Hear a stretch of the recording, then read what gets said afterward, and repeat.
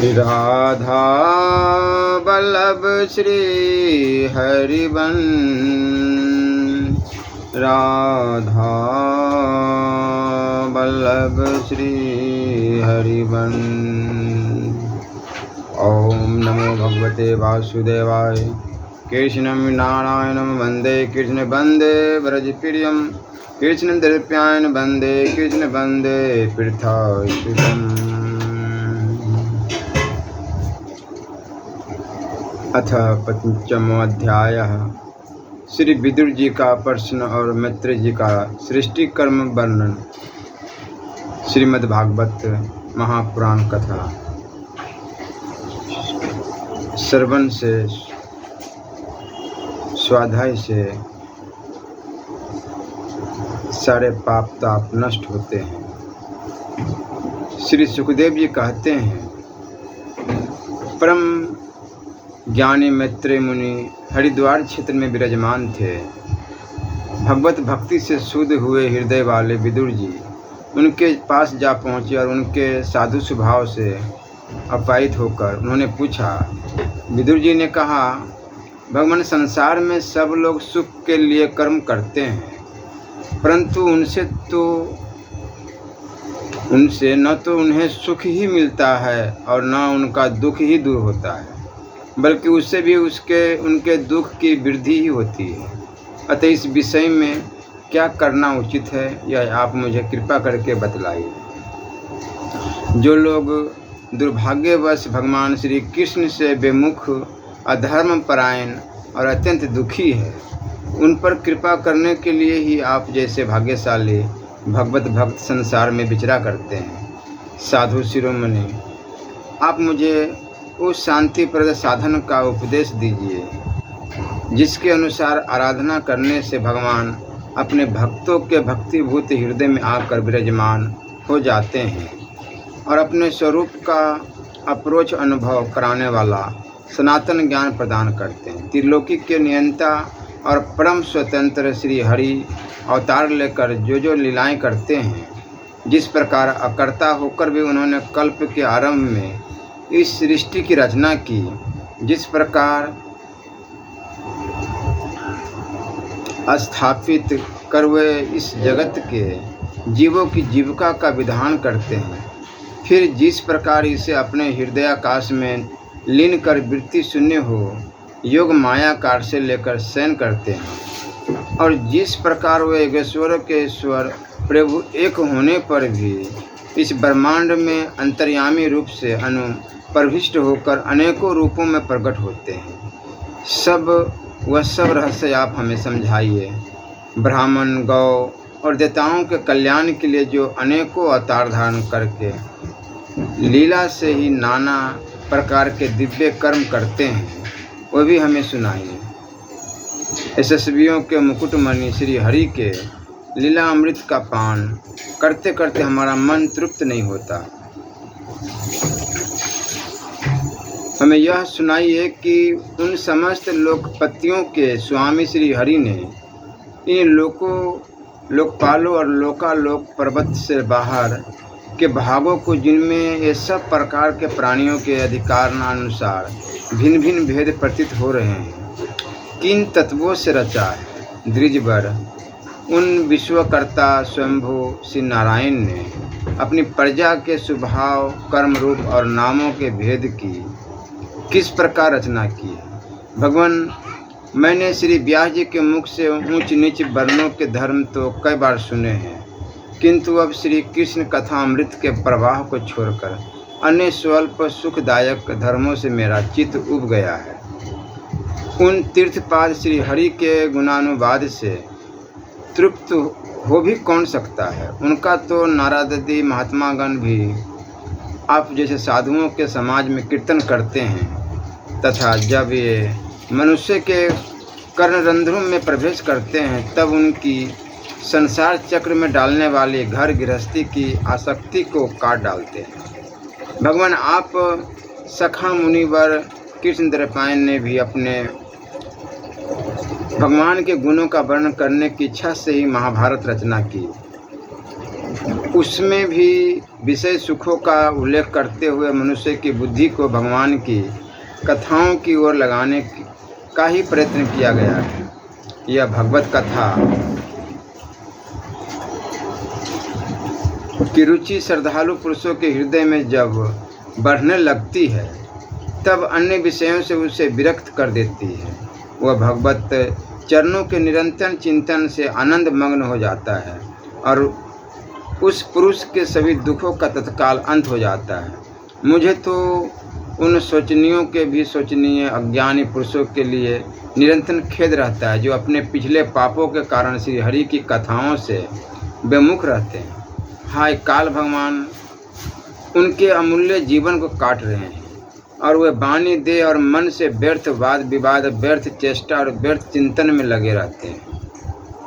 मैत्रेय जी, आप दिनों पर कृपा करने वाले हैं, अतः भौरा जैसे फूलों में से रस निकाल लेता है उसी प्रकार इन लौकिक कथाओं में से इनकी सारभूता परम कल्याणकारी पवित्र कीर्ति श्री हरि की कथाएं छांट कर हमारे कल्याण के लिए सुनाइए। उन सर्वेश्वर ने संसार की उत्पत्ति, स्थिति और संहार करने के लिए अपनी माया शक्ति को स्वीकार कर रामकृष्ण आदि अवतारों के द्वारा जो अनेकों अलौकिक लीलाएं की है वह सब कुछ मुझे सुनाए। श्री सुखदेव जी महाराज कहते हैं, जब विदुर जी ने जीवों के कल्याण के लिए इस प्रकार प्रश्न किया तब तो मुनिश्रेष्ठ भगवान मैत्रेय जी ने उनकी बहुत बड़ाई करते हुए यूँ कहा। श्री मैत्रेय जी बोले, साधु स्वभाव विदुर जी, आपने सब जीवों पर अत्यंत अनुग्रह करके यह बड़ी अच्छी बात पूछी है। आपका चित्त तो सर्वदा श्री भगवान में ही लगा रहता है, तथापि इससे संसार में भी आपका बहुत सुयश फैलेगा। आप श्री व्यास जी के औरस पुत्र हैं, इसलिए आपके लिए यह कोई बड़ी बात नहीं है कि आप अनन्य भाव से सर्वेश्वर श्री हरि के ही आश्रित हो गए। आप प्रजा को दंड देने वाले भगवान यम ही हैं। मांडव्य ऋषि का शाप होने के कारण ही आपने श्री व्यास जी के वीर्य से उनके भाई विचित्र वीर्य की भोग पत्नी दासी के गर्भ से जन्म लिया है। आप सर्वदा ही श्री भगवान और उनके भक्तों को अत्यंत प्रिय है, इसलिए भगवान निज धाम पधारते समय मुझे आपको ज्ञानोपदेश करने की आज्ञा दे गए हैं। इसलिए अब मैं जगत की उत्पत्ति, स्थिति और लय के लिए योग माया के द्वारा विस्तारित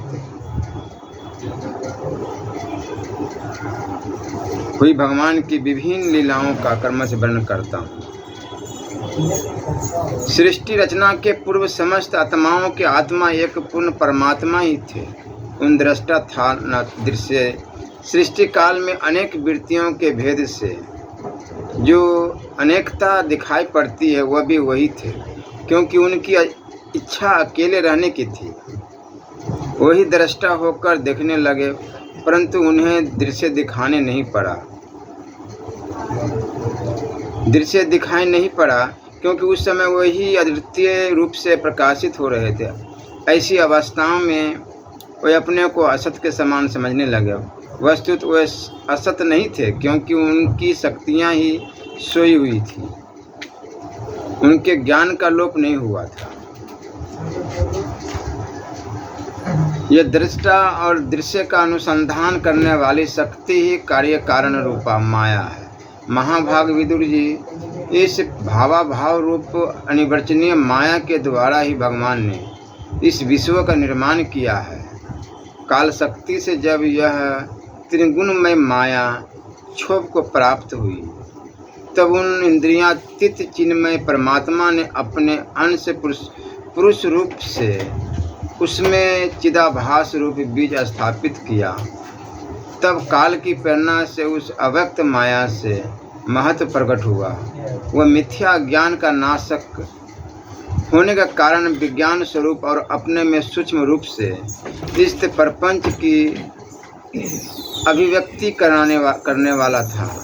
फिर चिदाभास गुण और काल के अधीन उस महत्व तत्व ने भगवान की दृष्टि पड़ने पर इस विश्व की रचना के लिए अपना रूपांतर किया।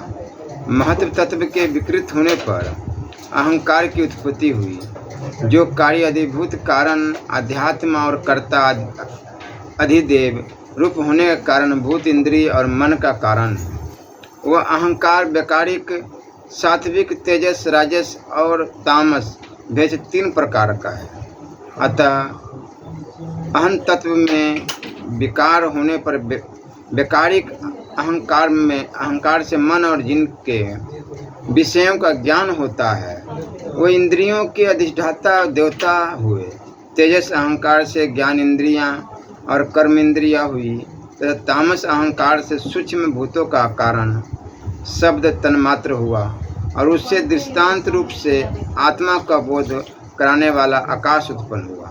भगवान की दृष्टि जब आकाश पर पड़ी तब उससे फिर काल माया और चिदाभास के योग से स्पर्श तन्मात्र हुआ और उसके विकृत होने पर उससे वायु की उत्पत्ति हुई। अत्यंत बलवान वायु ने आकाश के सहित विकृत होकर रूप तन्मात्र की रचना की और उससे संसार का प्रकाशक तेज उत्पन्न हुआ। फिर परमात्मा की दृष्टि पड़ने पर वायु युक्त तेज ने काल माया और चिदंश के योग से विकृत होकर रस तन्मात्र के कार्य जल को उत्पन्न किया। तदंतर तेज से युक्त जल ने ब्रह्म का दृष्टिपात होने पर काल माया और चिदंश के योग से गंध गुणमय पृथ्वी को उत्पन्न किया। विदुर जी, इन आकाशादि भूतों में से जो भूत पीछे उत्पन्न हुए हैं उनमें कर्मश अपने पूर्व भूतों के गुण भी अनुगत समझने चाहिए। ये महत्व तत्ववादी के अभिमानी विकार विक्षेप और चेतनांश विशिष्ट देवगण श्री भगवान के ही अंश है, किंतु पृथक पृथक रहने का कारण जब वे विश्व रचना रूप अपने कार्य में सफल नहीं हुए तब हाथ जोड़कर भगवान से कहने लगे। देवताओं ने कहा, देव हम आपके चरण कमलों की वंदना करते हैं। ये अपनी शरण में आए हुए जीवों का ताप दूर करने के लिए छत्र के समान है तथा इनका आश्रय लेने से यतिजन अनंत संसार दुख को सुगमता से ही दूर फेंक देते हैं। जगत कर्ता जगदीश्वर इस संसार में तापत्रय से व्याकुल रहने के कारण जीवों को जरा भी शांति नहीं मिलती। इसलिए भगवान हम आपके चरणों के ज्ञानमय छाया का आश्रय लेते हैं। मुनिजन एकांत स्थान में रहकर आपके मुख कमल का आश्रय लेने वाले वेद मंत्र रूप पक्षियों के द्वारा जिनका अनुसंधान करते रहते हैं तथा जो संपूर्ण पापनाशनी नदियों में से श्री गंगा जी के उद्गम स्थान है, आपके उन परम पावन पाद पद्मों का हम आश्रय लेते हैं। हम आपके चरण कमलों की उस चौकी का आश्रय ग्रहण करते हैं जिससे भक्तजन श्रद्धा और श्रवण कीर्तनादि रूप भक्ति से परमाजित अंतकरण में धारण करके वैराग्य पुष्ट ज्ञान के द्वारा परम धीर हो जाते हैं। इस आप संसार की उत्पत्ति स्थिति और संहार के लिए अवतार लेते हैं। अतः हम सब आपके उन चरण कमलों की शरण लेते हैं जो अपना स्मरण करने वाले भक्तजनों को अभय कर देते हैं। जिन पुरुषों का देह गेह तथा उनसे संबंध रखने वाले अन्य तुच्छ पदार्थों में अहंता ममता का ढूंढ दुराग्रह है, उनके शरीर में आपके अंतर्यामी रूप से रहने पर भी जो अत्यंत दूर है, उन्हीं आपके चरण बिंदु को हम भजते हैं। परम यशस्वी परमेश्वर इंद्रियों के विषयाभिमुख रहने के कारण जिनका मन सर्वदा बाहर ही भटकता है,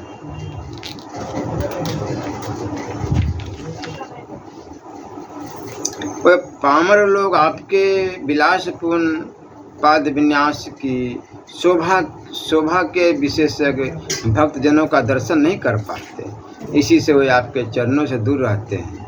देव, आपके कथामृत का पान करने से उमड़ी हुई भक्ति के कारण जिनका अंतकरण निर्मल हो गया है, वे लोग वैराग्य ही जिसका सार है। ऐसा आत्मज्ञान प्राप्त करके अनायास ही आपके वैकुंठ धाम को चले जाते हैं। दूसरे धीर पुरुष चित्त निरोधक रूप समाधि के बल से आपकी बलवत्ती माया को जीतकर आप में ही लीन हो जाते हैं, पर उन्हें श्रम बहुत होता है, किंतु आपकी सेवा के मार्ग में कुछ भी कष्ट नहीं है।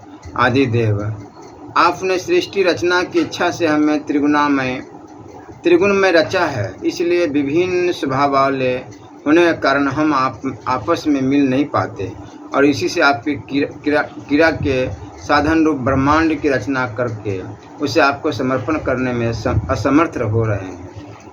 अतः जन्म रहित भगवान, जिससे हम ब्रह्मांड रचकर आपको सब प्रकार के भोग समय पर समर्पण कर सके और जहाँ इष्ट होकर हम भी अपनी योग्यता के अनुसार अन्न ग्रहण कर सके तथा यह सब जीव भी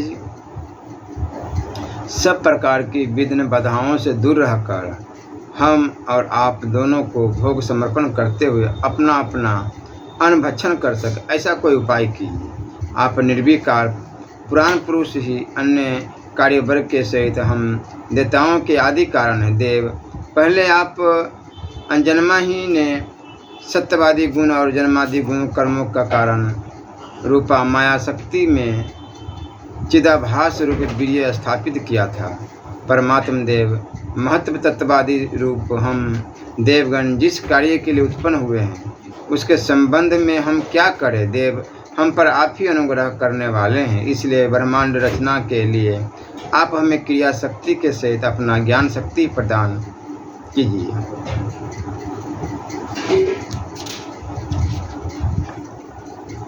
ये श्रीमद् भागवत महापुराण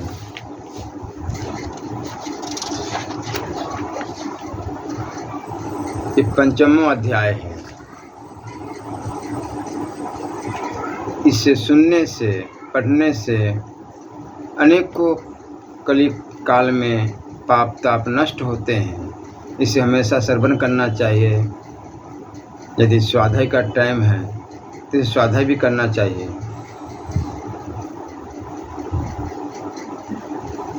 10 इंद्रियों सहित मन आध्यात्म है, इंद्रियादि के विषय अधिभूत है, इंद्रियाधिष्ठाता देव अधिदेव है तथा प्राण अपान उदान समान व्यान नाग कुर्म कुरकल देवदत्त और धनंजय, ये 10 प्राण हैं। मैत्रेय जी ने कहा,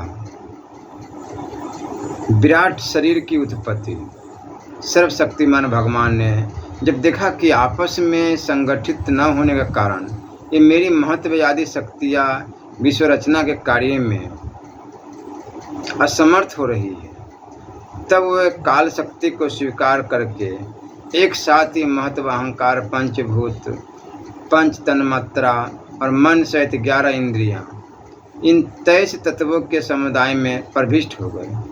उनमें प्रविष्ट होकर उन्होंने जीवों के सोए हुए अर्दुष्ट को जागृत किया और परस्पर विलग हुए उस तत्व समूह को अपनी क्रिया शक्ति के द्वारा आपस में मिला दिया।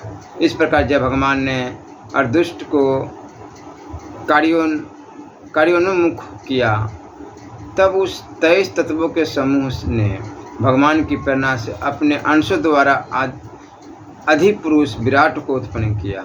अर्थात जब भगवान ने अंश रूप से अपने उस शरीर में प्रवेश किया, तब वह विश्व रचना करने वाला महत्व तत्ववादी का समुदाय एक दूसरे से मिलकर परिणाम को प्राप्त हुआ। यह तत्वों का परिणाम ही विराट रूप पुरुष है, जिसमें चराचर जगत विद्यमान है। जल के भीतर जो अंड रूप अर्श्य स्थान था, उसमें वह हिरण्यमय विराट पुरुष संपूर्ण जीवों को साथ लेकर 1000 दिव्य वर्षों तक रहा। वह विश्व रचना करने वाले तत्वों का गर्भ का कार्य था तथा ज्ञान क्रिया और आत्मशक्ति से संपन्न था।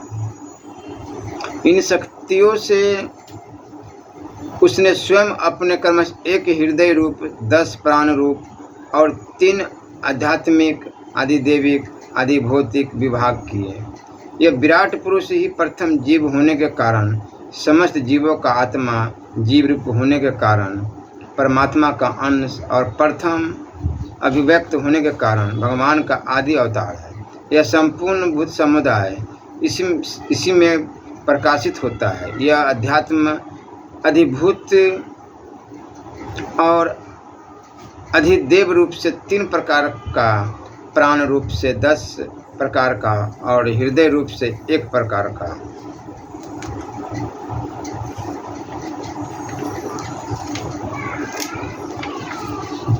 फिर विश्व की रचना करने वाले महत्व तत्ववादी के अधिपति श्री भगवान ने उनकी प्रार्थना को स्मरण कर उनकी वृत्तियों को जगाने के लिए अपने चेतन रूप तेज से उस विराट पुरुष को प्रकाशित किया, उसे जगाया। उसके जागृत होते ही देवताओं के लिए कितने स्थान प्रकट हुए, यह मैं बतला रहा हूँ। सुनो ध्यान लगाकर। विराट पुरुष के पहले मुख प्रकट हुआ, उसमें लोकपाल अग्नि अपने अंश भाग्येंद्रिय के समेत प्रविष्ट हो गया, जिससे यह जीव बोलता है।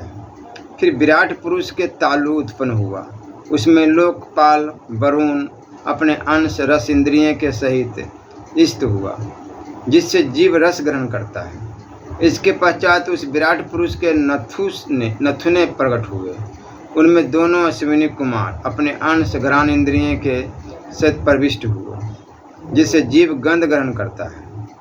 इसी प्रकार जब उस विराट देह में आंखें प्रकट हुई, तब उनमें अपने अंश नेतेंद्रिय के सहित लोकपति सूर्य ने प्रवेश किया, जिस नेतेंद्रिय से पुरुष को विविध रूपों का ज्ञान होता है। फिर उस विराट विग्रह में त्वचा उत्पन्न हुई, उसमें अपने अंश त्वग्ध इंद्रिय के सहित वायु इष्ट हुआ, जिस त्वक इंद्रिय से जीव स्पर्श का अनुभव करता है। जब इसके कर्ण छिद्र प्रकट हुए, तब उनमें अपने अंश सर्वेंद्रिय के सहित दिशाओं ने प्रवेश किया, जिस सर्वेंद्रिय से जीव को शब्द का ज्ञान होता है। फिर विराट शरीर में चम्र उत्पन्न हुआ, उसमें अपने अंश रोमों के सहित औषधियाँ इष्ट हुई, जिन रोमों से जीव खुजली आदि का अनुभव करता है। अब उसके लिंग उत्पन्न हुआ, अपने इस आशय में प्रजापति ने अपने अंश वीर्य के सहित प्रवेश किया, जिससे जीव आनंद का अनुभव करता है। फिर विराट पुरुष के गुद्दा प्रकट हुई, उसमें लोकपाल मित्र ने अपने अंश पायु इंद्रिय के सहित प्रवेश किया, इससे जीव मल त्याग करता है। इसके पश्चात उसके हाथ प्रकट हुए, उनमें अपनी ग्रहण त्याग रूपा शक्ति के सहित देवराज इंद्र ने प्रवेश किया। इस शक्ति से जीव अपनी जीविका प्राप्त करता है। जब इसके चरण उत्पन्न हुए, तब उनमें अपनी शक्ति गति के सहित लोकेश्वर श्री विष्णु ने प्रवेश किया। इस गति शक्ति द्वारा जीव अपने गंतव्य स्थान पर पहुंचता है। फिर इसके बुद्धि उत्पन्न हुई, अपने इस स्थान में अपने अंश बुद्धि शक्ति के साथ वाक्यपति ब्रह्मा ने प्रवेश किया। इस बुद्धि शक्ति से जीव ज्ञातव्य विषयों को जान सकता है। फिर इसमें हृदय प्रकट हुआ, उसमें अपने अंश मन के सहित चंद्रमा इष्ट हुआ। इस मन के शक्ति के द्वारा जीव संकल्प विकल्प आदि का रूप विकारों को प्राप्त होता है। तत्पश्चात विराट पुरुष में अहंकार उत्पन्न हुआ, इस अपने आशय में क्रिया शक्ति से अभिमान रुद्र ने प्रवेश किया, इससे जीव अपने कर्तव्य को स्वीकार करता है। अब इसमें चित्त प्रकट हुआ, उसमें चित्त शक्ति के सहित महत्व तत्व ब्रह्मा इष्ट हुआ। इस चित्त शक्ति से जीव विज्ञान चेतना को उपलब्ध कराता है। इस विराट पुरुष के सिर से स्वर्ग लोक, पैरों से पृथ्वी और नाभि से अंतरिक्ष आकाश उत्पन्न हुआ। इनमें कर्मश तत्व रज और तम, इन 3 गुणों के परिणाम रूप देवता मनुष्य और प्रेत आदि देखे जाते हैं। इनमें देवता लोग सत्व गुण की अधिकता के कारण स्वर्ग लोक में, मनुष्य और उनके उपयोगी गौ आदि जीव रजोगुण की प्रधानता के कारण पृथ्वी में, तथा तमोगुणी स्वभाव वाले होने से रुद्र के पार्षदगण भूत प्रेत आदि दोनों के बीच में इष्ट भगवान के नाभि स्थानीय अंतरिक्ष लोक में रहते हैं। विदुर जी वेद और ब्राह्मण भगवान के मुख से प्रकट हुए हैं। मुख से प्रकट होने के कारण ही ब्राह्मण सब वर्णों में श्रेष्ठ और सबका गुरु है। उनकी भुजाओं से क्षत्रिय वृत्ति और उनका अवलंबन करने वाला क्षत्रिय वर्ण उत्पन्न हुआ, जो विराट भगवान का अंश होने के कारण जन्म लेकर सब वर्णों की चोर आदि की उपद्रवों से रक्षा करता है। भगवान की दोनों जांघाओं से सब लोगों का निर्वाह करने वाली वैश्य वृत्ति उत्पन्न हुई और उन्हीं से वैश्य वर्ण का भी प्रादुर्भाव हुआ। यह वर्ण अपनी वृत्ति से सब जीवों की जीविका चलाता है।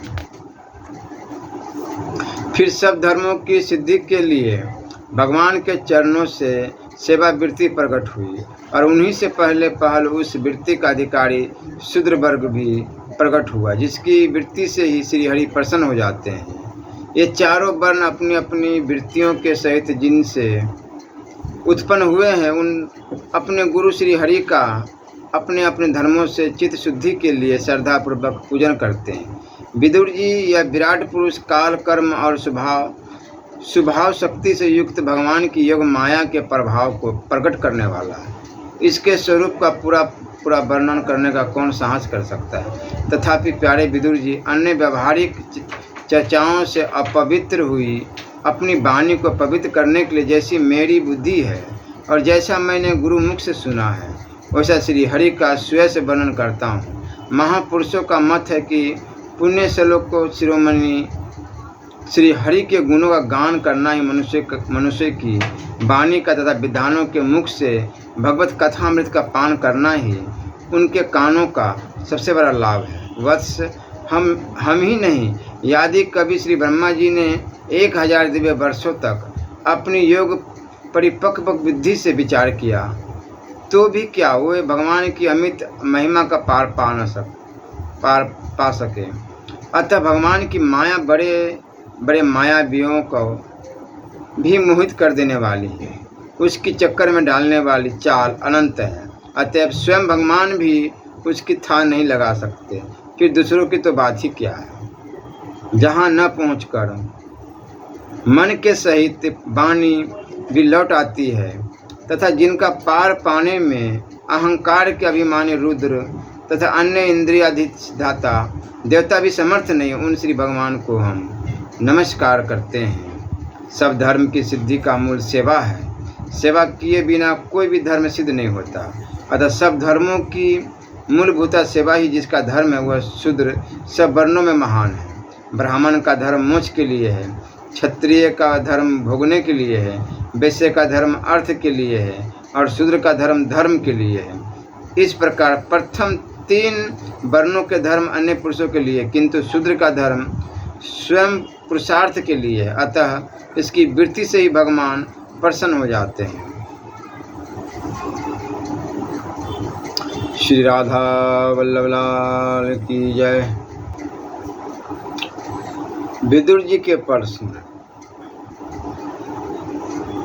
इस 7वां अध्याय है। विदुर जी का प्रश्न। श्री सुखदेव जी कहते हैं, मैत्रेय जी का यह भाषण सुनकर बुद्धिमान व्यास नंदन विदुर जी ने उन्हें अपनी वाणी से प्रसन्न करते हुए कहा। विदुर जी ने पूछा, ब्राह्मण, भगवान तो शुद्ध बोध स्वरूप निर्विकार और निर्गुण है, उनके साथ लीला से भी गुण और क्रिया का संबंध कैसे हो सकता है। बालक में तो कामना और दूसरों के साथ खेलने की इच्छा रहती है, इसी से वह खेलने के लिए प्रयत्न करता है, किंतु भगवान तो स्वतः नित्य तृप्त पूर्ण काम और सर्वदा असंग है।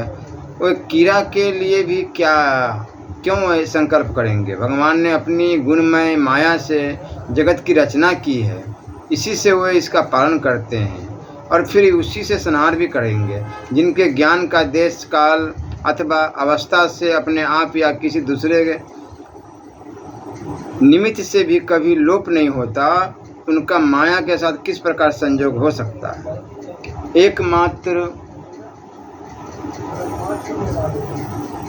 भगवान ही इस समस्त क्षेत्रों में उनके साक्षी रूप से स्थित हैं।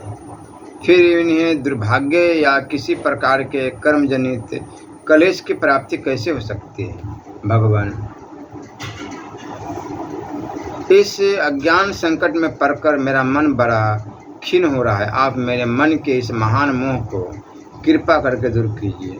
श्री सुखदेव जी महाराज कहते हैं, तत्व जिज्ञासु विदुर जी की यह प्रेरणा प्राप्त कर अहंकारहीन श्री मैत्रेय जी ने भगवान का स्मरण करते हुए मुस्कुराते हुए कहा। श्री मैत्रेय जी ने कहा, जो आत्मा सबका स्वामी और सर्वथा मुक्त स्वरूप है, वही दीनता और बंधन को प्राप्त हो। यह बात युक्ति विरुद्ध अवश्य है, किंतु वस्तुतः यही तो भगवान की माया है।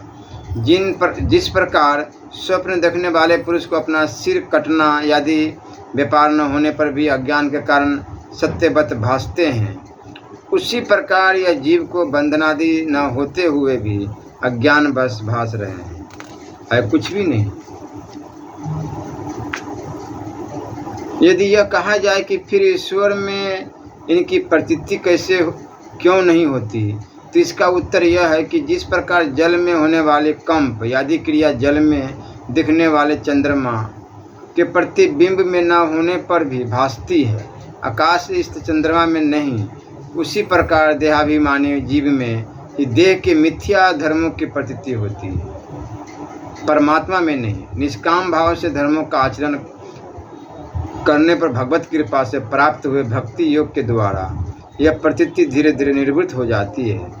जिस समय समस्त इंद्रियां विषयों से हटकर साक्षी परमात्मा श्री हरि में निश्चल भाव से स्थित हो जाती है, उस समय गाढ़ निद्रा में सोए हुए मनुष्य के समान जीव के राग द्वेषादि सारे कलेश सर्वथा नष्ट हो जाते हैं। श्री कृष्ण के गुणों का वर्णन एवं श्रवण अशेष दुख राशि को शांत कर देता है। फिर यदि हमारे हृदय में उनके चरण कमल की रज के सेवन का प्रेम जग पड़े, तब तो कहना ही क्या है। विदुर जी ने कहा, भगवान आपके युक्ति युक्त वचनों की तलवार से मेरे संदेह छिन्न भिन्न हो गए हैं। अब मेरा चित्त भगवान की स्वतंत्रता और जीव की स्वतंत्रता दोनों ही विषयों में खूब प्रवेश कर रहा है। विद्वान, आपने यह बात बहुत ठीक कही है कि जीव को कलेश आदि के प्रतीति हो रही है, उसका आधार केवल भगवान की माया ही है। वह कलेश मिथ्या एवं निर्मूल है, क्योंकि इस विश्व का मूल कारण ही माया के अतिरिक्त और कुछ नहीं है। जो दिख पड़ता है ये संसार जगत, ये भोग विलास वस्तु, ये सारे माया है। इस संसार में दो ही प्रकार के लोग सुखी हैं, या जो अत्यंत मूढ़ अज्ञानग्रस्त है, या जो बुद्धि आदि से अतीत श्री भगवान को प्राप्त कर चुके हैं। बीच की छेनी के संशयापन लोग तो दुख ही भोगते रहते हैं। भगवान आपकी कृपा से मुझे यह निश्चय हो गया कि ये अनात्म पदार्थ वस्तुत है नहीं, केवल प्रतीत ही होते हैं। अब मैं आपके चरणों की सेवा के प्रभाव से उस प्रतीति को भी हटा दूंगा। इन श्री चरणों की सेवा से नित्य सिद्ध भगवान श्री मधुसूदन के चरण कमलों में उत्कट प्रेम और आनंद की वृद्धि होती है, जो आवागमन की यंत्रणा का नाश कर देती है। जो महात्मा लोग भगवत प्राप्ति के साक्षात मार्ग ही होते हैं, उनके यहाँ सर्वदा देवदेव श्री हरि के ही गुणों का गान होता रहता है। अल्प पुण्य पुरुष को उनकी सेवा का अवसर मिलना अत्यंत कठिन है। भगवान आपने कहा कि सृष्टि के आरंभ में भगवान ने कर्मश महदादि तत्व और उनके विकारों को रचकर फिर उनके अंशों से विराट को उत्पन्न किया और उसके पश्चात वे स्वयं उसमें प्रविष्ट हो गए। उन विराट के हजारों पैर, जांघें और बाहें हैं, उन्हीं को वेद आदि पुरुष कहते हैं। उन्हीं में सब लोग विस्तृत रूप से स्थित हैं। उन्हीं में इंद्रियां विषय और इंद्रिया विभाषी अभिमानी देवताओं के से 10 प्रकार के प्राणों का, जो इंद्रिय बल, मनोबल और शारीरिक बल रूप से 3 प्रकार के आपने वर्णन किया है।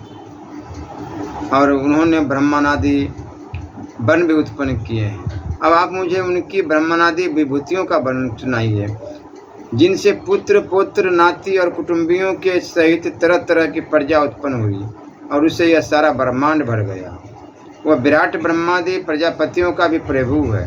उसने किन किन प्रजापतियों को उत्पन्न किया तथा सर्ग, अनुसर्ग और मनमंत्रों के अधिपति मनुओं की भी किस क्रम से रचना की।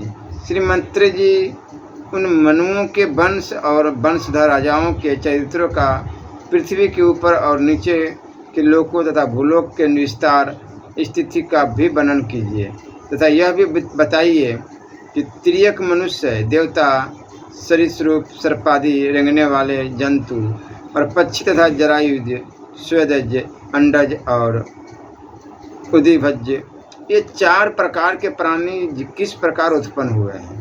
श्री हरि ने सृष्टि करते समय जगत की उत्पत्ति, स्थिति और संहार के लिए अपने गुना अवतार ब्रह्मा, विष्णु और महादेव रूप से जो कल्याणकारी लीलाएं की उनका विवरण कीजिए।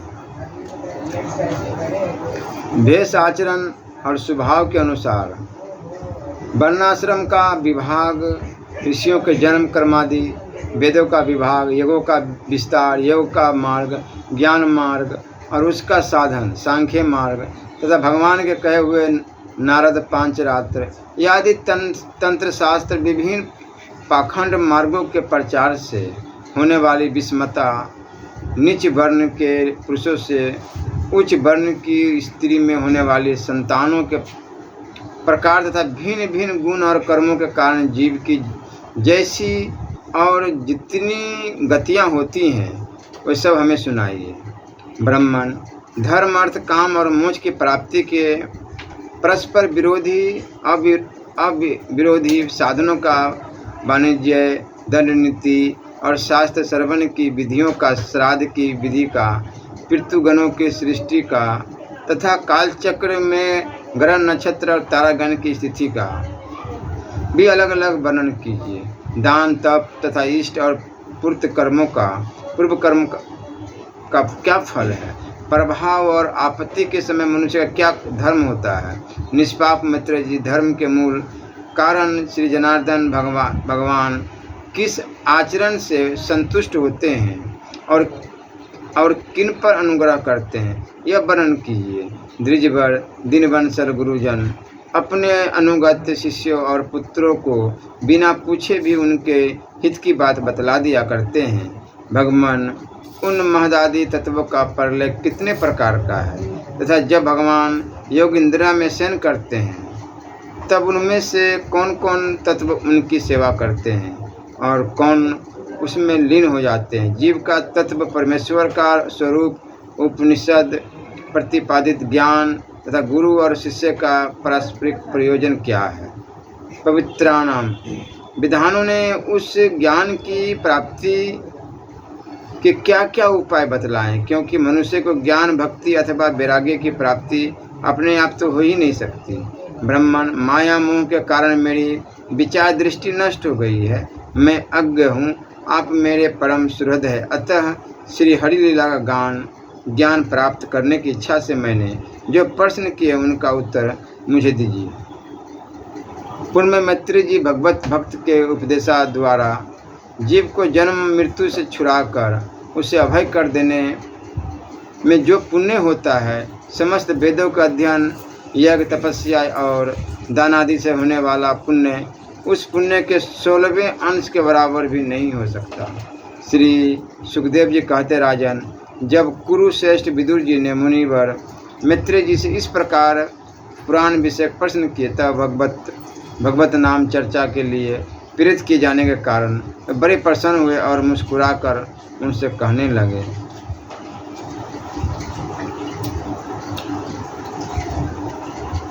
राधा वल्लभ श्री हरिवन, राधा वल्लभ श्री हरिवन, जय जय राधा वल्लभ गुरु हरिवन, श्री वृंदावन श्री वनचंद, जय जय राधा वल्लभ गुरु हरिवन, श्री वृंदावन श्रीवंचन तत्सेविन्यो व्रत प्रुवंशो लोकपालो भगवत प्रधान प्रवर्ते भागवतम पुराणम। श्री राधा वल्लभ लाल की जय।